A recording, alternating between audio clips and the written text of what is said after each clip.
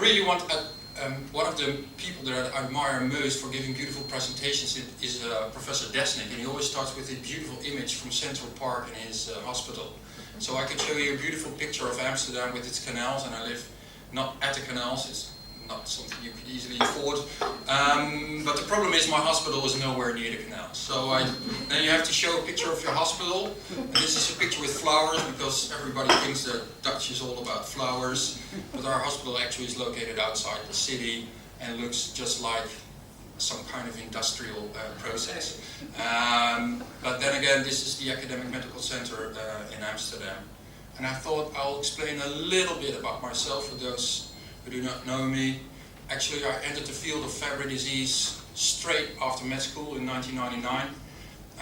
And I started doing clinical trials in Fabry disease with aglycidase beta, also known as Fabrazyme. And I obtained my PhD in 2006.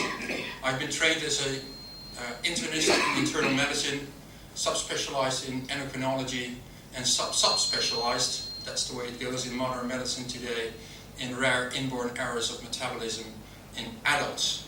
And apart from that, I do a lot of teaching on clinical reasoning. And those of you who do not know what clinical reasoning is, there's a television show in the Netherlands every week where a peculiar guy does his own way of clinical reasoning. Actually, there's one episode on Fabry disease. If anyone has this episode, I would really like to have it for teaching purposes. I haven't been able to discover which one it is. And then one could say, what would be my goal in this community? Of course, but for any physician in this room or any physician on any disease, we all aim to make a difference, be it therapy or comfort. I would really like to invent a whole new therapy. I have a set of ideas. Most of them will fail, but who knows? And I think the most important part, and I talked with some of you yesterday on it, is we need to make inborn errors of metabolism a hot issue, or a sexy issue, or whatever, for young people to be attracted to this kind of field, because the young people will have the new ideas and will have ways to move forward. That said, a little bit, Antoinette already discussed it. We had a meeting yesterday with 22 experts from all over Europe to discuss the formation of the European Fabry Working Group. And I thought actually yesterday night when I went to bed that was the most ultimate experience that I had. And why? Because it's all about sharing experience and knowledge. It's always good to interact with people that are more brilliant than yourself. And we need to explore common ground, and we need to discuss and be open on differences of opinion which are here. And I'd already beautifully described it. There was an urgency felt within this community that sharing our knowledge and our experiences apparently is the only way to move forward, because these centers in itself are too small to draw definitive conclusions on certain aspects. Okay, then before actually my topic starts, something on my relationship with Finn. I have a question for you. So I've served at the Medical Advisory Board, I think 3 to 4 years now. And I think I have not been asked any question while I was at the advisory board. So my question to you is, why am I on the advisory board, and why is there an advisory board? Because if there's no interaction, what's the use of it?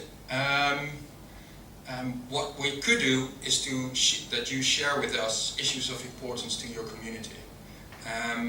And I thought 2 years ago in Amsterdam, I presented a nice idea that somewhere got lost and everything. But I really think that the Fin should issue a prize on the article that they feel in that year was given the best value to Fabry patients. And it should be on quality of life, or it should not be an article in the best journal. It should be an article that you feel would matter most to your patients. And why not put out a prize, not a money prize, but a prize of honor to those people who made that paper.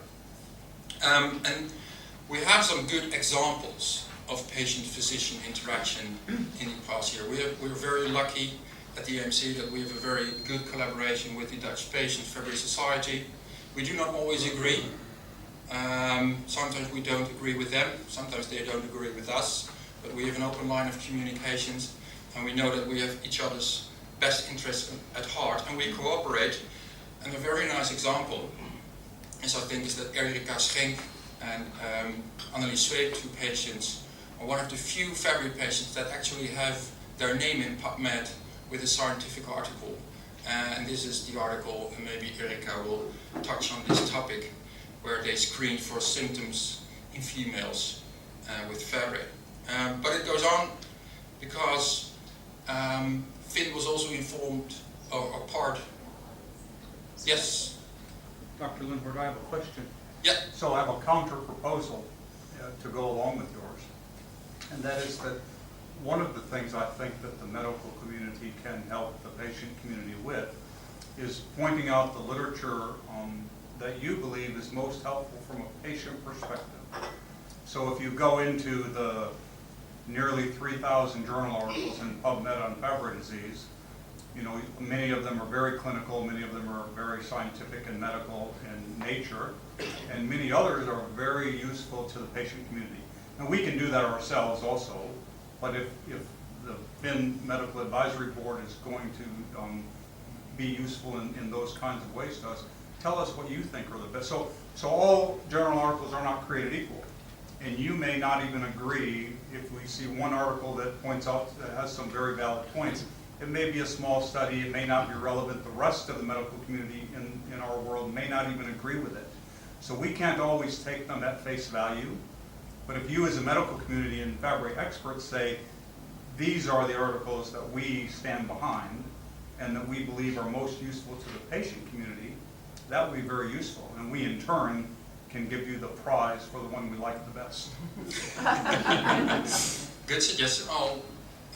Why not try it for a year and see if it works out? Because we really do appreciate all of the work that the Fabry experts do, and we appreciate that there's so much interest in Fabry disease that we have 3,000 medical journal articles in PubMed. But it's hard to figure out sometimes. I can read them all and say, I like this one better, but you may not all agree that it's a good article. Yeah. Thank you. Thank you. I was just mentioning that Finn was part of these and was present at sessions. Again, Erika was, and Christine Lavery was as well, and Luc de Beere on the expert recommendations. And sometimes we ask our patient society for help when we address specific issues that is about our youth, and we ask for support from the patient community to help us to get data from our patients. And maybe this is the best example that we have.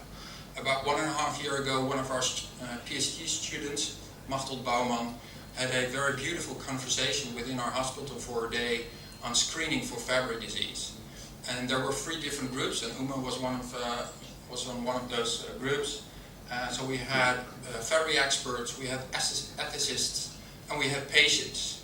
And in the morning they discussed within each group, and then we had lunch, and then we mingled the groups. And then patients discuss with ethicists and experts on issues on screening for Fabry disease. And hopefully that will be presented in a journal shortly. So going back to the topic that I was supposed to talk about, which is diagnosis and screening. And this is my favorite slide for the past 5 years, because I'm at a total loss what actually defines Fabry disease. It has become much more complicated than I initially thought. So what are we looking at? Is Fabry disease a deficient enzyme? Is Fabry disease a mutation in the Fabry gene, the GLA gene? Is it having family members with the same mutation and having symptoms? Or is it when you do a biopsy and you see storage, and that we call Fabry disease?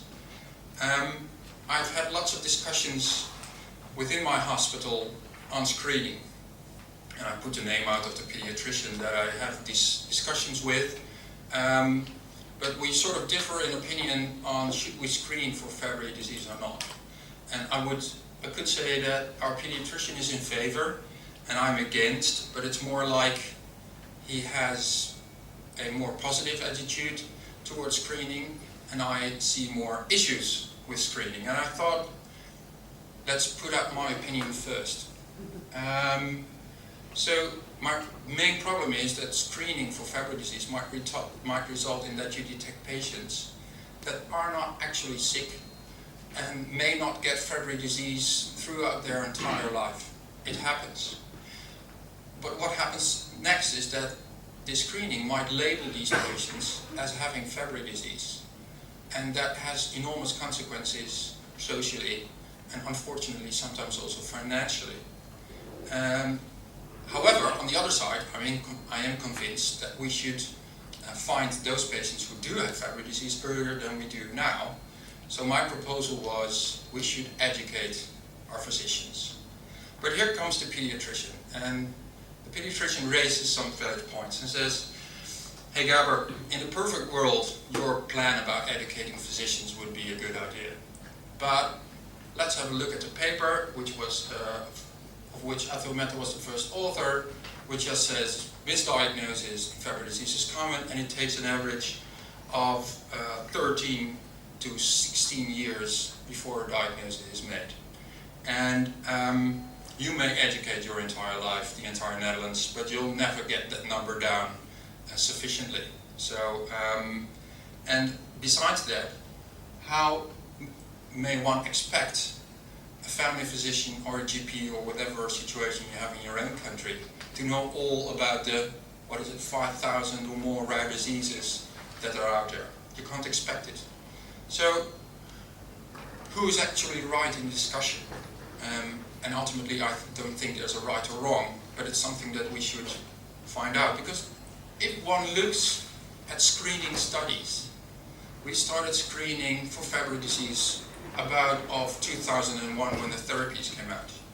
And in this slide, Linda van der Tol, one of our other PhD students, summarized all screening studies that have been done ever since.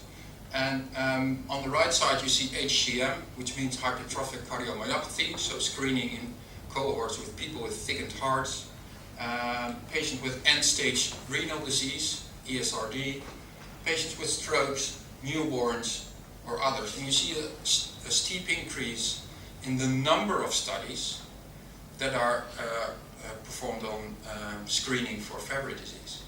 And if you look at the patients that are discovered in these screening studies, and we tried by reading the articles to extract data where the patients that they detected were what we call classical patients. And with classical patients, I mean the patients with the acroparesthesias, the angiokeratoma, the loss of sweat function that started during childhood, that we call classic patients, versus those patients who just present at age 40, 50 or 60 with only left ventricular hypertrophy or with only renal insufficiency but no angiokeratoma, no acroparesthesia. So by making the division between classical and non-classical, you'll see that these screening studies mostly detect non-classical Fabry disease. And how do we make the distinction between those patients who suffer from a severe form of Fabry, who need to be diagnosed as early as possible and to be treated as early as possible, but also avoid an incorrect diagnosis of Fabry disease and to prevent unjust labeling of families and to avoid unjust treatments and unfortunately related costs. And I'll give you, in the 5 minutes that I've left, I'll give you one example. And we'll call her Mrs. X. And Mrs. X is 55 years of age when she's referred to my clinic. She's had a long medical history of chronic fatigue syndrome, fibrous disease. She is not well. And because of this fatigue, she visits I'm the 6th specialist that she sees, but specialist number 5 performed an EKG, and the EKG was noted that she had a very, very thickened heart. She had left ventricular hypertrophy. She has no acroparesthesias. She has some tinnitus, and she reports a reduced sweat function. And her physical examination shows no hypertension as a cause for thickened heart, and no angiokeratoma, and her heart is normal, and otherwise the physical examination is normal. And because of a thickened heart, we performed an MRI. And that MRI was looked at by our fabry cardiologist, and he phoned me and he says, you know what, I just saw an MRI that looks perfectly like fabry disease, so I'll refer this patient to you. She had a normal renal function, and we performed an MRI of her brain, and she also had a small lacunar infarction in a part of her brain. So we performed the biochemical results, and she had a reduced leukocyte activity, normal above 32, in her case it was 26. We did a mutation analysis, and we found a mutation in the GLA gene. And then at that point I thought, well, this really looks like Fabry disease with reduced leukocyte activity, with a mutation, with left ventricular hypertrophy, with tinnitus. There are really some issues here. And then we performed some biochemical assays, and the lyso-Gb3, which was discovered by Hans Arts in our hospital, has shown to be the most promising, which shows you whether there's an increase in this compound in classical disease, and it was completely normal. But the issue was her family. So this is our patient, up here, and she has 3 sons, and her 3 sons were also found to have this A143T mutation. Case of bad luck, all her 3 sons had the same mutation. And they were aged 20, 22 and 24. And 2 of them, the one on the left and the one on the right, had severe left ventricular hypertrophy, which struck me as odd, because I'm not so much aware of that young patients already having that thickened hearts. And the middle one did not have a thickened heart, but he did have this Fabry-like mutation. And then we performed an enzyme assay, and we noted that there was a very high residual, what we call residual enzyme activity. So there was up to 30% of the enzyme worked properly. So I thought, what's going on? Why is this patient having this thickened heart? And yes? So you are talking about a mutation that is supposedly known to be a cardiac variant, correct? Which is written in the literature to be a cardiac variant. So we went back and we performed a cardiac biopsy, an endomyocardial biopsy, something that we haven't done the past 10 years, but started repeated to be doing the last 2 years. And this is her biopsy, and this is to be, you'll have to accept that from me, this is a completely normal cardiac biopsy, no storage whatsoever. And then we did additional analysis, and there are very many other diseases that you get a thickened heart from. And she had a specific other mutation in another gene related to left ventricular hypertrophy that appeared to be also present in the 2 boys with left ventricular hypertrophy, but not in the boy who did not have it. And at the same time, my Belgian colleague from Ghent University also noted that he found a lot of patients with this particular mutation. And he questioned whether these patients were actually Fabry disease. And if one looks at a recent newborn screening performed in Austria in 34,736 patients, they found 9 Fabry patients, which is amazingly high number. And if you look at these mutations, and they're listed here, 7 of them are the A143T.